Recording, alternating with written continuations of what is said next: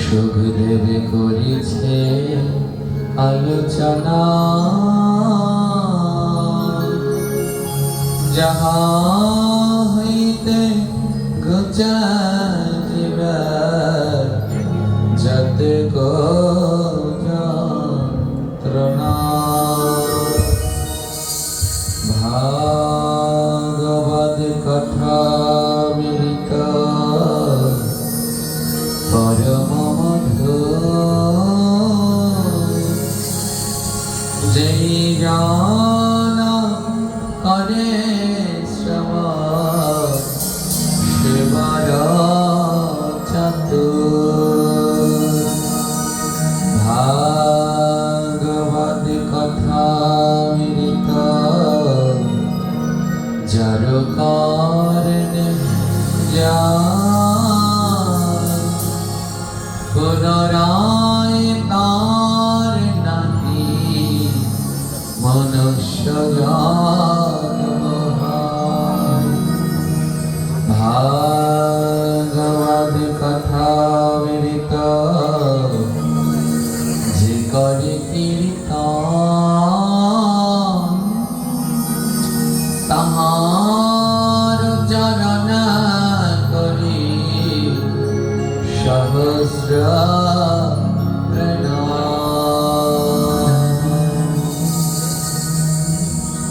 গুরু স্বাসৎ সজ্জন নাস্বাসৎ, পিতা সজ্জননী না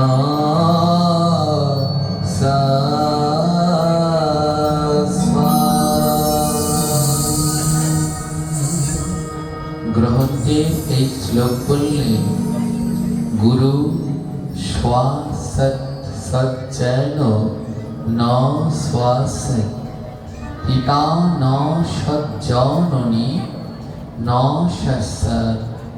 বললেন এই জগতে মন্ত্র দিলে, কানে মন্ত্র দিলেই কোনোদিন গুরু হওয়া যায় না। জন্ম দিলেই কোনোদিন মাতা পিতা হওয়া যায় না। গুরু হতে গেলে গুরুর কিছু কর্তব্য পালন করতে হয়। মা হতে গেলে মায়ের কর্মগুলো পালন করতে হয়। পিতা হতে গেলে পিতার কর্মগুলো পালন করতে হয়। চৈতন্য ভাগবতে আরো সুন্দর সিদ্ধান্ত দিয়ে বললেন, এই জগতে গুরুকে, মাকে, বাবাকে, বন্ধুকে আর স্বজনকে চৈতন্য ভাগবতে মহাপ্রভু বললেন, সেই মা যে মা কৃষ্ণ কথা শেখায় না, সেই পিতা পিতা না, যেই পিতা কৃষ্ণ প্রসাদ দেয় না, সেই গুরু গুরু না, যে গুরু ধর্ম পথে নেয় না, সেই স্বজন স্বজন না, যারা সাধু সঙ্গে যায় না, সেই বন্ধু বন্ধু না, যে কৃষ্ণ কথা কয় না। গ্রন্থ সিদ্ধান্ত দিয়ে বললেন, সেই মা মা না, যে মা কৃষ্ণ কথা শেখায় না। মায়ের কর্তব্য কি? মা হলো আমাদের প্রথম গুরু, আর মায়ের কর্তব্য হলো সন্তানদেরকে শেখানো। ছোটবেলা থেকে মায়ের কাছ থেকেই আমরা কথা বলা শিখি। এই গ্রন্থ বললেন, জন্ম দিলেই মা নয়, মায়ের কর্তব্য সন্তানকে কৃষ্ণ কথা শেখানো। আজ যদি সন্তানকে কৃষ্ণ কথা না শেখানো হয়, ধর্মের পথে না নেওয়া হয়, তাহলে সে মা হয়েও কোনোদিন, জন্ম দিয়েও কোনোদিন মা হতে পারলেন না। সেই পিতা পিতা না, যেই পিতা সন্তানের মুখে কৃষ্ণ প্রসাদ দেয় না। প্রত্যেক শুদ্ধ সদাচার পিতার কর্তব্য হলো সন্তানদের জন্য গোবিন্দের প্রসাদ আনা। এই শাস্ত্র বললেন তিনিই প্রকৃত পিতা, যিনি সন্তানদের মুখে অখাদ্য না দিয়ে গোবিন্দের প্রসাদ দেওয়ার ব্যবস্থা করেন। গ্রন্থ বললেন তিনিই প্রকৃত মা, যিনি সন্তানদেরকে ধর্ম শিক্ষায় শিক্ষিত করেন। আবার যে ধর্মই পালন করুন, যদি সন্তানদের ধর্ম শিক্ষা না দেন, তাহলে দুর্গতির কোনো শেষ নেই। আপনারা সবাই মোবাইল খুললে, ফেসবুক খুললে, কিছুদিন আগের একটা ভিডিও ঘুরপাক খাচ্ছে না, যে এক মা মরে রইল ঢাকায়, তার 4টা ছেলে, 4 ছেলে মেয়ে, তার ভিতরে 3জনই বিসিএস ক্যাডার, আর মেয়েও একজন স্কুলের টিচার। দেখুন, আর মা মরে রয়েছে বিছানার মধ্যে, 9 দিন হয়ে গেছে। 9 দিন হয়ে গেছে, একই ঘরের মধ্যে মেয়েও বাস করে, মাও বাস করে। মা মরে গেছে 9 দিন, মেয়ে টের পায়নি। হ্যাঁ, টের পায়নি। 9 দিন পরে যখন মাকে দেখতে গেছে, গিয়ে দেখে মায়ের কান থেকে পোকা বেরোচ্ছে, পচে লাশ, পোকা বেরোচ্ছে। এই মায়ের কথা চিন্তা করুন তো, এই মা সারা জীবন ধরে কত খাটা খেটেছে। 3টা ছেলেকে বিসিএস কমপ্লিট করানো কোনো চারটিখানি কথা। তো কত বড়, একটা ছেলে সচিব, আরেকটা ছেলে বাংলাদেশের সব থেকে বড় বিদ্যাপীঠ বুয়েটের টিচার, কত বড় বড় পোস্টে তারা চাকরি করছে।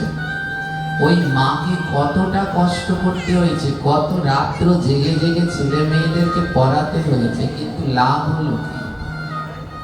শেষ সময়ে একটু জলও পেল না, আর মরে পড়ে রয়েছে। ডাক্তাররা পরীক্ষা করে দেখলেন 8-9 দিন হয়ে গেছে, উনি মারা গেছে, কেউ টেরও পায়নি। কোনো লাভ হয়েছে? আজ তো একটা ঘরের ঘটনা। অপেক্ষা করুন, এখানে যারা যুবক ইয়ং রয়েছেন, এনারা যখন মা হবেন, এই ঘটনা প্রত্যেক ঘরে ঘরে ঘটবে। কারণ বড় দুঃসময় আসছে।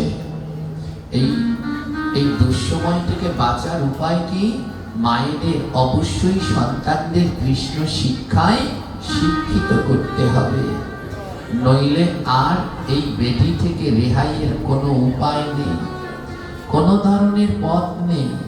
সকালবেলা বাচ্চারা ঘুম থেকে উঠলে চায়ের কাপ, মুড়ি, বিস্কুট তুলে দেবেন না।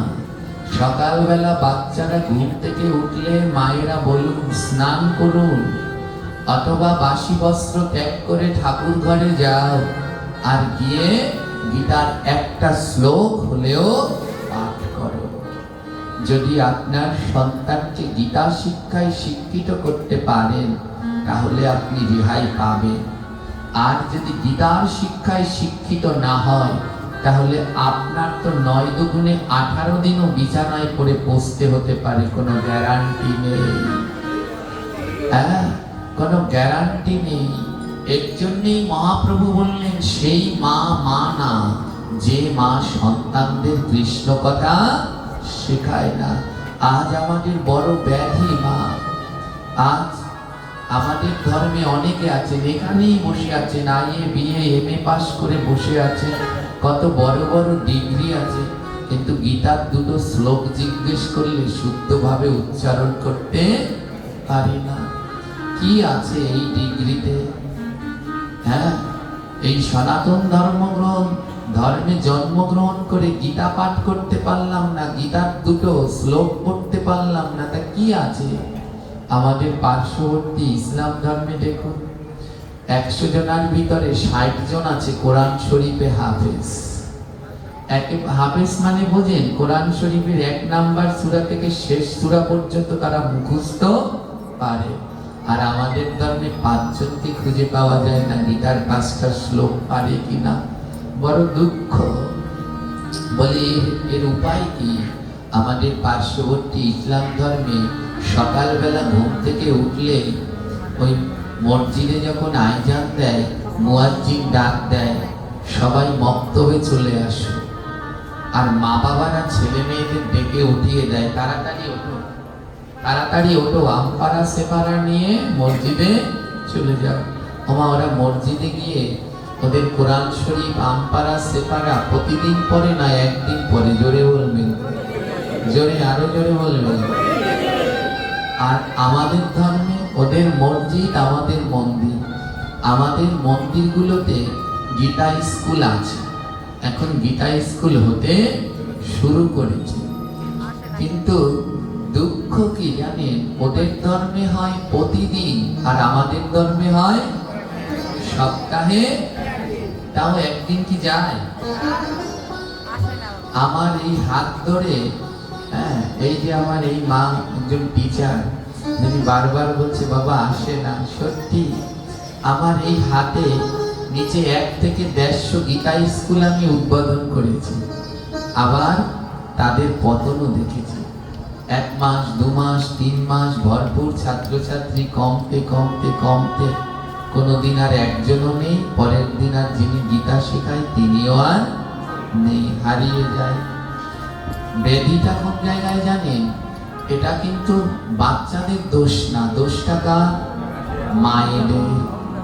ওই শুক্রবার দিন একদিন গীতা ক্লাস হয়, বাচ্চারা উঠে আসতে চায়, গীতা স্কুলে যাব, গীতা স্কুলে যাব, ওদের উৎসাহ থাকে। কিন্তু আমাদের মায়েরা কি বলে? আমাদের মায়েরা বলে খেয়ে দে, কাজ নেই, 6 দিন স্কুলে গেছিস, আজ শুক্রবার, আজ একটু ঘুমায়, তো তাড়াতাড়ি ওঠা লাগবে না। আর গীতা স্কুলে যাওয়া হয় না, হয় না। এর জন্য বললেন মাটি ভালো না হলে কোনোদিন ফসল ভালো হয় না। হয় কি? ফসল ভালো হতে হলে মাটিকে আগে উর্বর হতে হবে, অনুর্বর মাটিতে ফসল হয় না।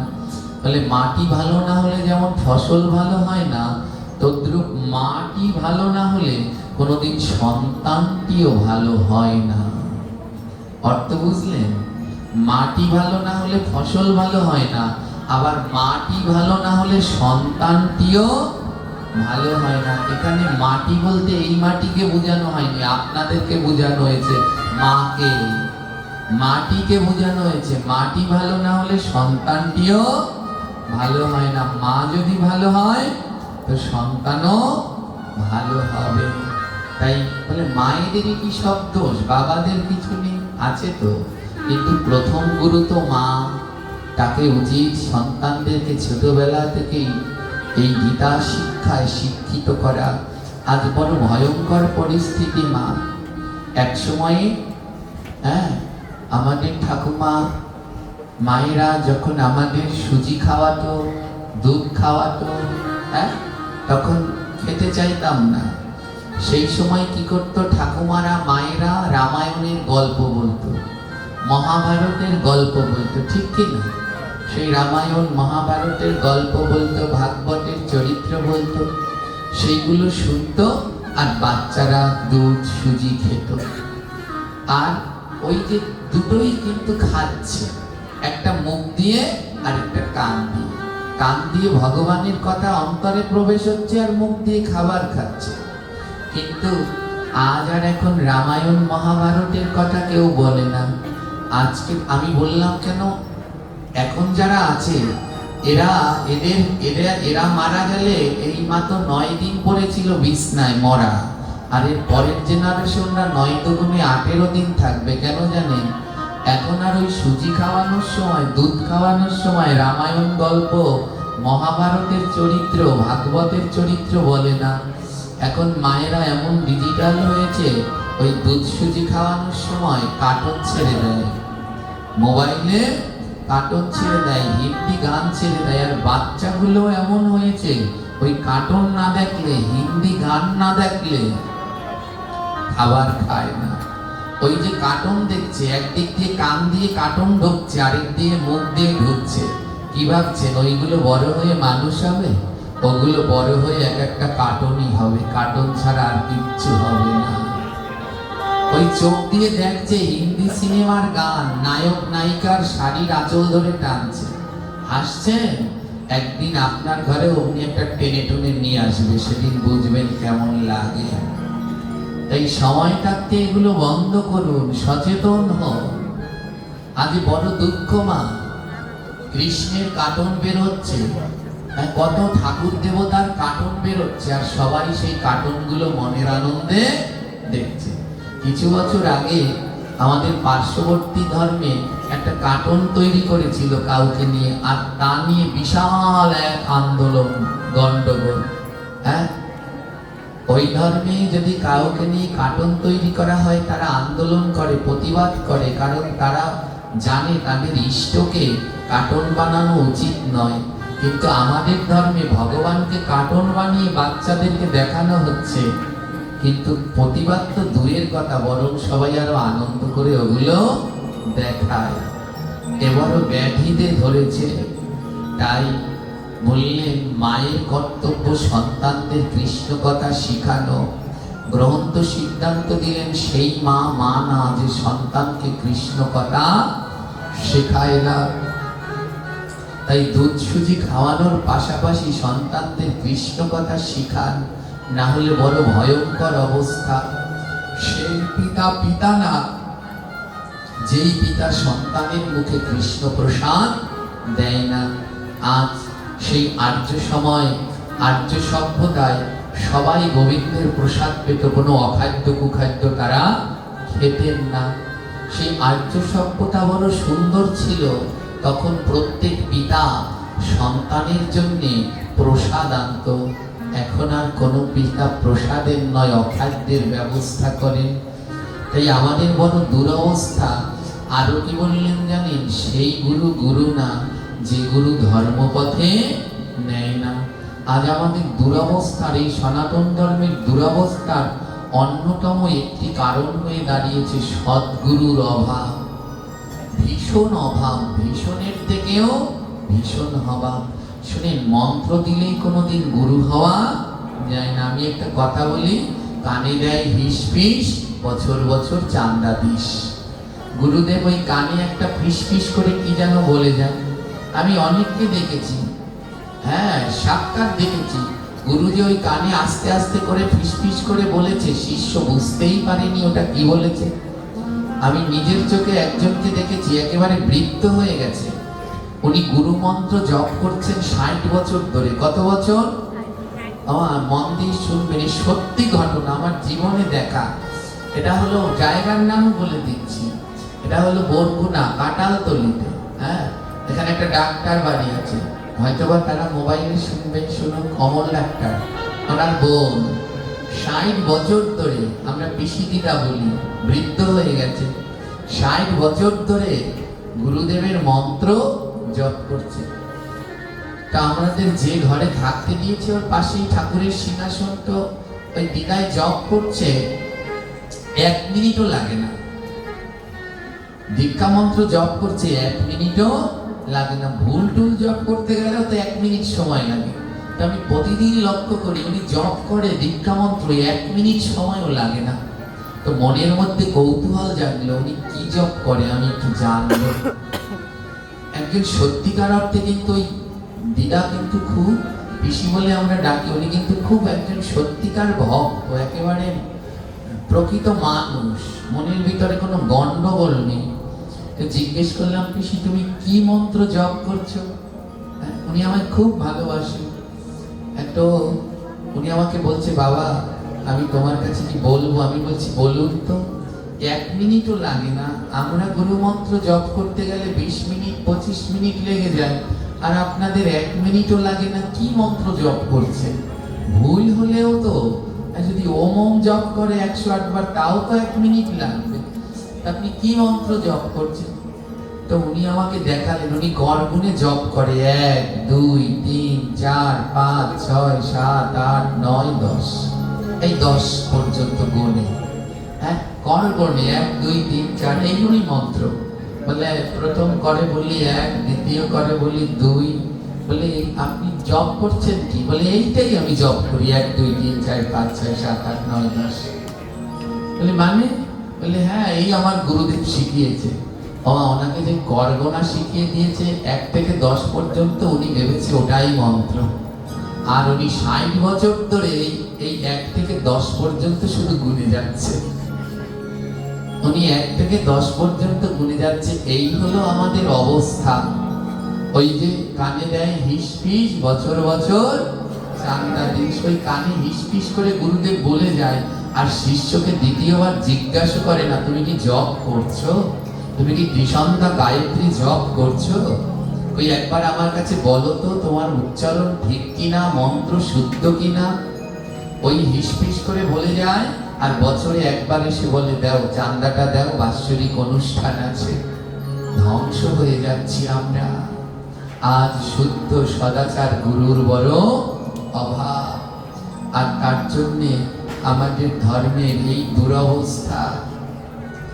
প্রত্যেক গুরুরই উচিত শিষ্যকে মন্ত্র দেওয়ার সময় কিছু বিধিবিধান বেঁধে দেয়া, আর সেই বিধিবিধান অনুসরণ করে শিষ্যরও উচিত চলা। এর জন্যে বলে হ্যাঁ, ধ্যান দিন, গুরুর মনে যদি লোভ থাকে আর শিষ্যের মনে যদি কামনা থাকে, জন্ম জন্মান্তরে উদ্ধার হতে পারবে না। গ্রন্থ বললেন, লোভী গুরু কামি চেলা, দুজনেই নরকে গেলা। গুরুর মনে যদি লোভ আর শিষ্যের মনে যদি কামনা থাকে, শিষ্য যদি গুরুর কাছে যায় শুধু পাওয়ার জন্য, হ্যাঁ, আমাদের সমাজে যে শিষ্য আছে 100-র মধ্যে 80 জন, সবাই নয়, 80 জন গুরুর কাছে যায় শুধু পাওয়ার জন্য। কারো গুরুর কাছে প্রণাম করে গুরুদেব আমায় ছেলে দিন, কেউ গুরুদেবকে প্রণাম করে আমায় টাকা দিন, ব্যবসা ভালো করে দিন, কোমর ব্যথা কমিয়ে দিন, কিন্তু একজন বলে না গুরুদেব আমায় কৃষ্ণ দিন, আমায় রাধা দিন, আমায় গৌর দিন, আমায় দিন। এই শিষ্যের বড় অভাব, এই শিষ্যের বড় অভাব। শুধু চাওয়া চাওয়া চাওয়া।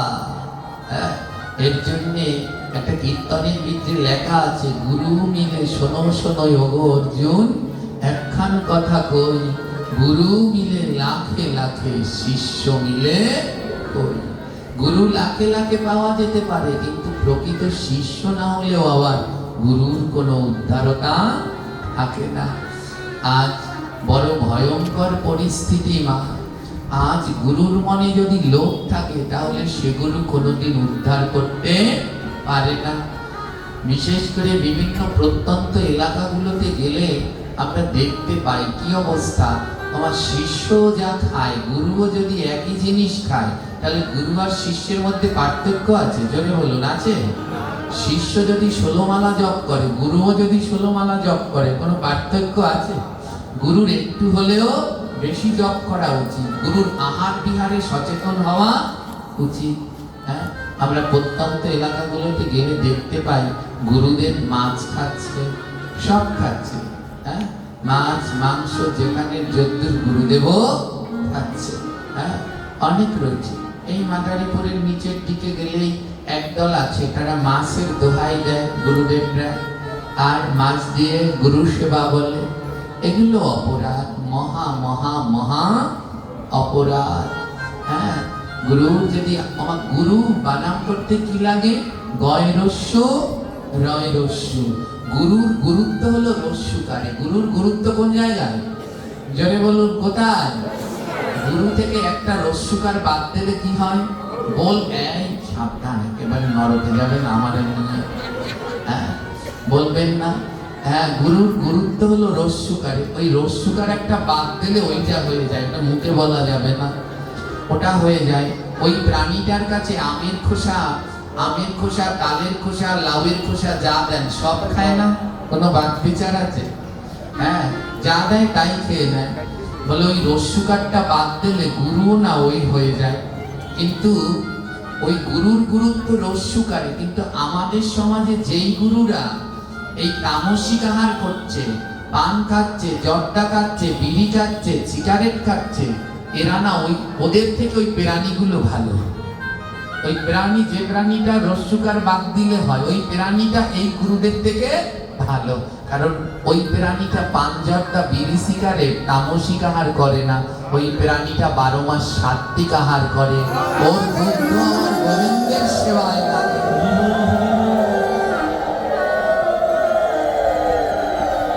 তাই আজ বড় ভয়ঙ্কর অবস্থা ধারণ করেছে। হ্যাঁ, আর আপনারাও একটু চেতনা জাগান, না যদি জাগেন আর সম্ভব নয়।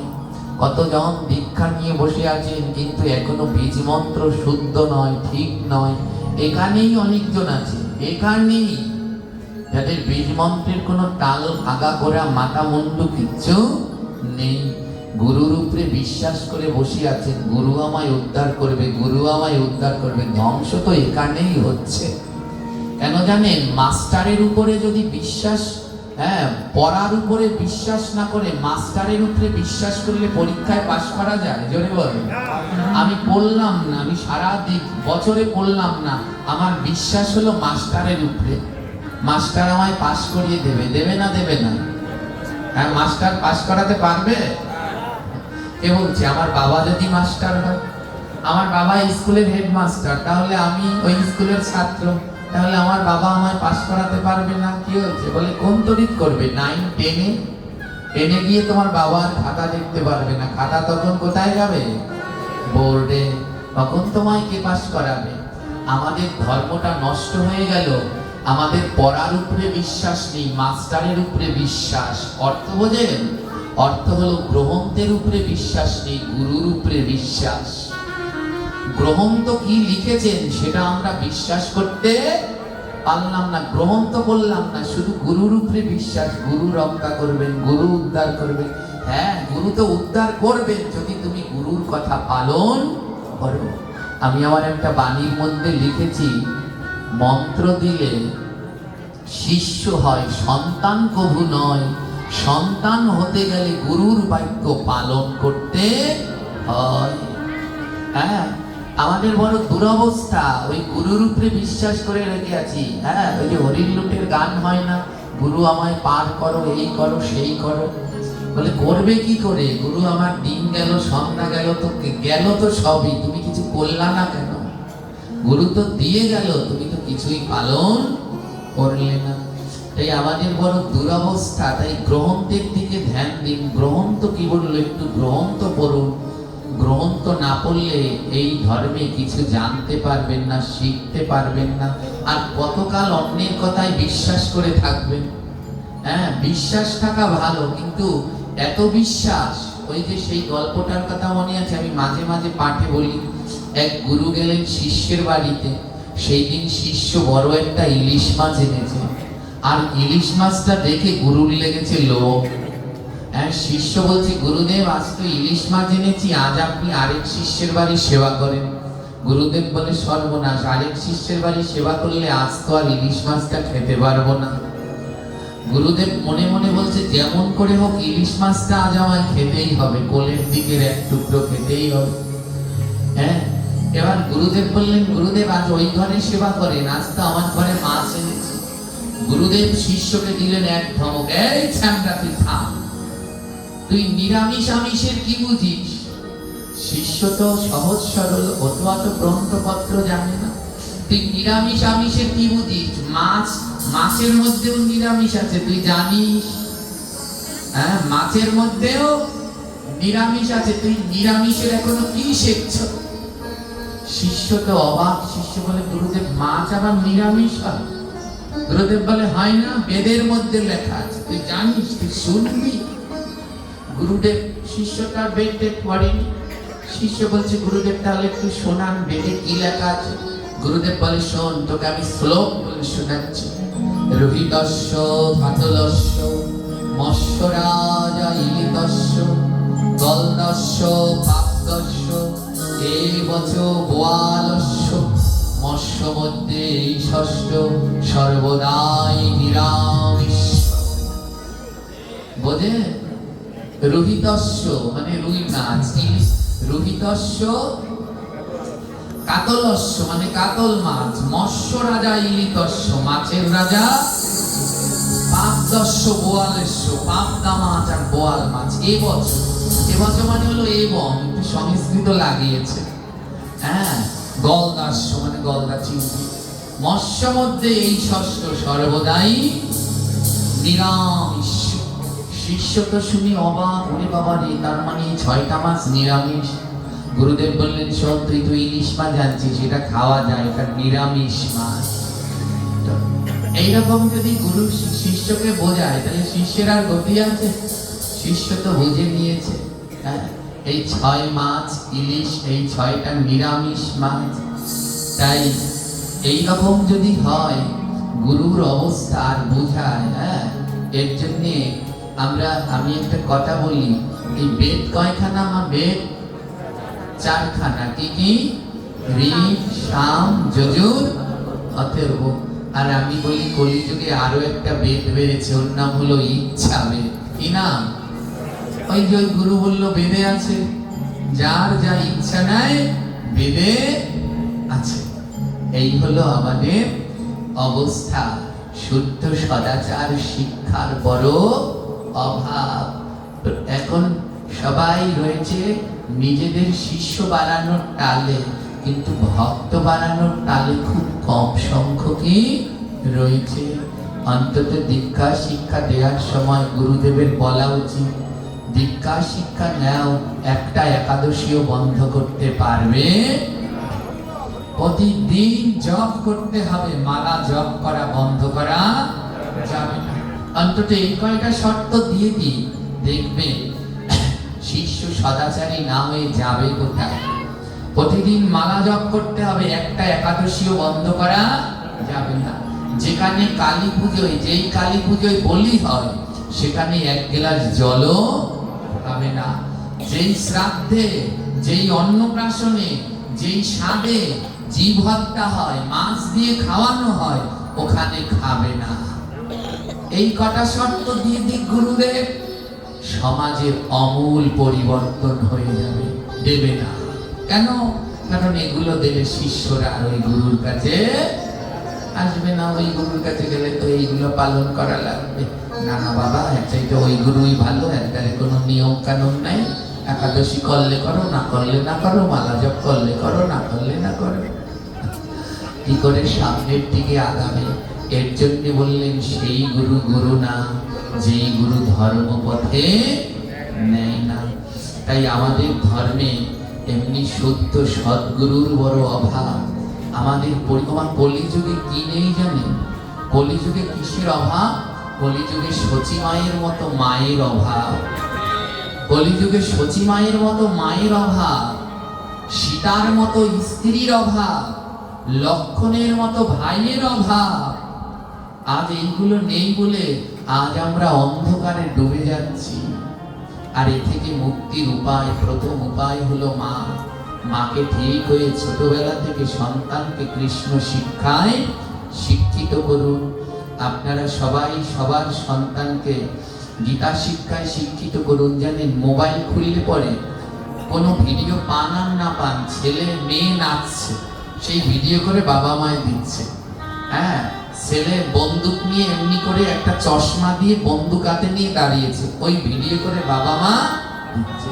কিন্তু একটা এই ভিডিও করে না যে আমার ছেলে গীতা পাঠ করছে, আমার ছেলে ভগবানের সেবা দিচ্ছে।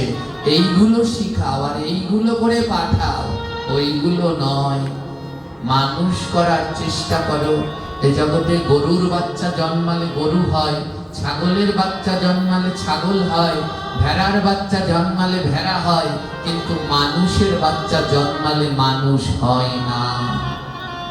একমাত্র মানুষের বাচ্চা জন্মালে মানুষ হয় না। মানুষের বাচ্চাকে মানুষ করতে হয়, আর মানুষের বাচ্চাকে মানুষ করার দায়িত্ব হলো মা আর বাবা। এই প্রত্যেক মাতা পিতা নিজের সন্তানকে মানুষের মতো গড়ে তুলুন, যেন মানুষ হয়ে গৌর গোবিন্দের সেবা